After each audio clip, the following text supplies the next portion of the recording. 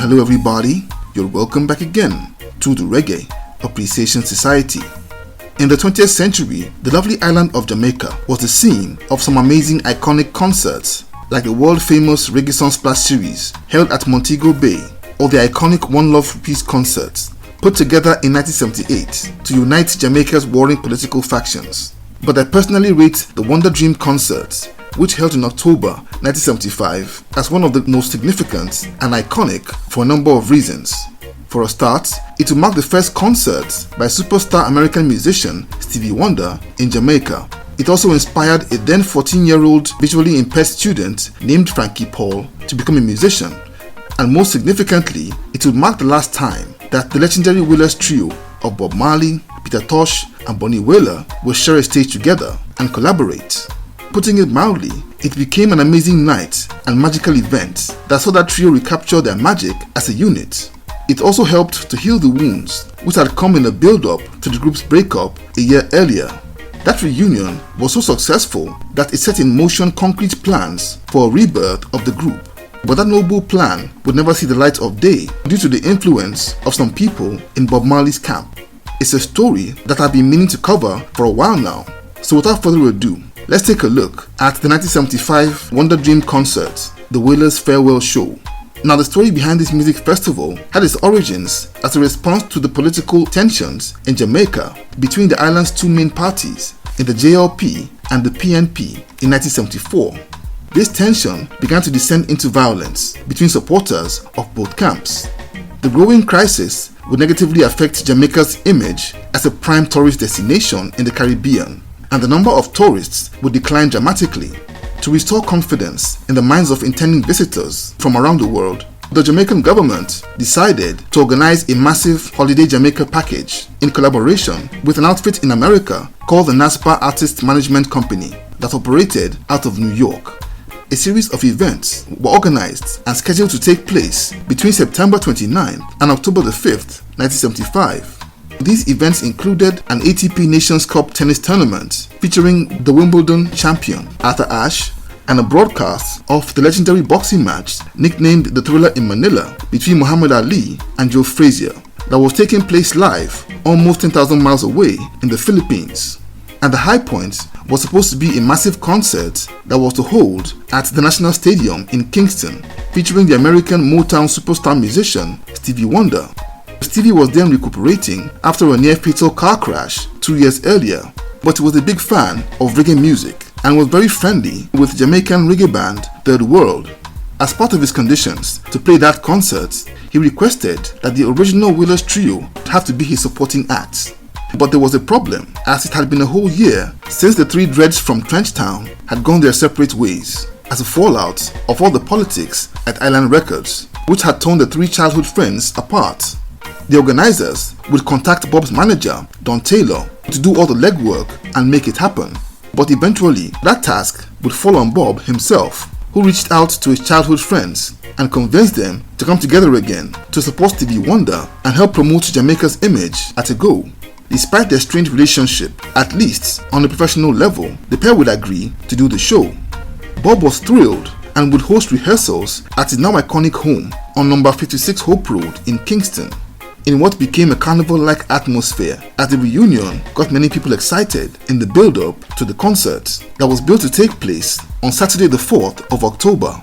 Stevie Wonder arrived Jamaica a day before the show in the afternoon on 3rd of October to a massive hero's welcome.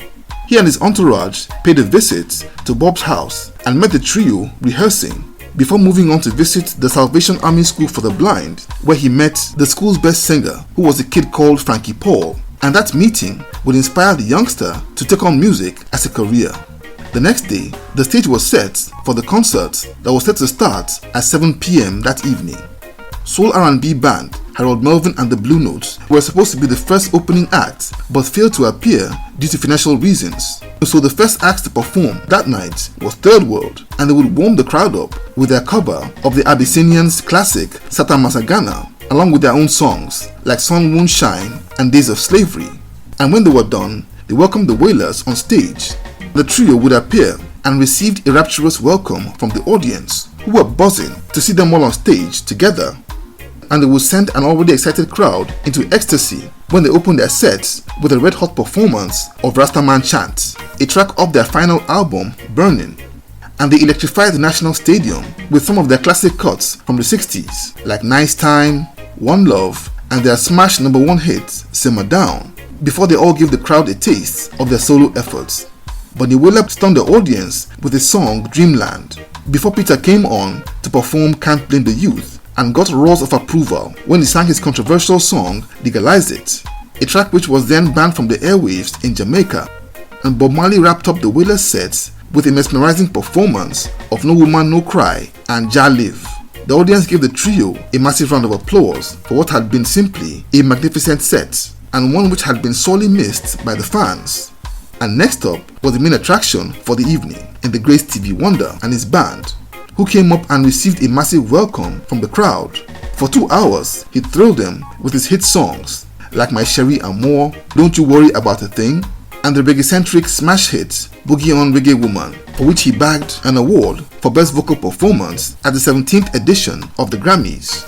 And when he was done, the crowd screamed for an encore, so Stevie would call the Wailers to come back on stage with him for a fabulous collaboration and performance of his song Superstition and the Wailers track I Shot the Sheriff, also from their last album, Burning.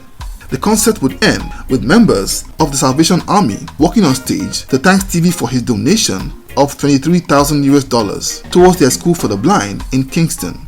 And this marked the end of a spectacular evening. But apart from Stevie Wonder's heroics and incredible show, the main talking point in Jamaica was the reunion of one of Jamaica's favorite groups of all time. And it also marked the start of a close friendship between Bob and Stevie Wonder. Almost 2 decades later, Stevie Wonder, who is rumored to have psychic abilities, claimed that when he met Bob Marley for the first time, he just knew that the tough gong would not live long. The euphoria and hype that this reunion show generated reportedly sparked moves by Island Records to do a new album deal with the Wailers as a group. According to Bunny Wailer, Bob's manager Don Taylor felt threatened and proceeded to frustrate and sabotage the whole idea. Personally, I'm certain that Don Taylor would have been intimidated at the prospect of maintaining his position as Bob's manager and combining that with the massive task of dealing with the 2 original Wailers and their massive egos.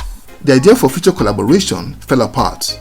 Bunny Wailer would still go on to release 2 albums for Island Records, while Peter would go on to release his debut album, Legalize It, under CBS Records, and the rest is history. It's often said these days that the Wailers had become too big to stay together, and to that, I totally agree. But I truly wish that they had at least put out one more album. There were reportedly plans to do a project at the beginning of the 80s, when Bob would have satisfied his obligations to Island Records. But sadly, his passing would put an end to that dream. The Wailers' brilliant outing at the Wonder Dream concert was truly the last time that the legendary trio would join forces musically.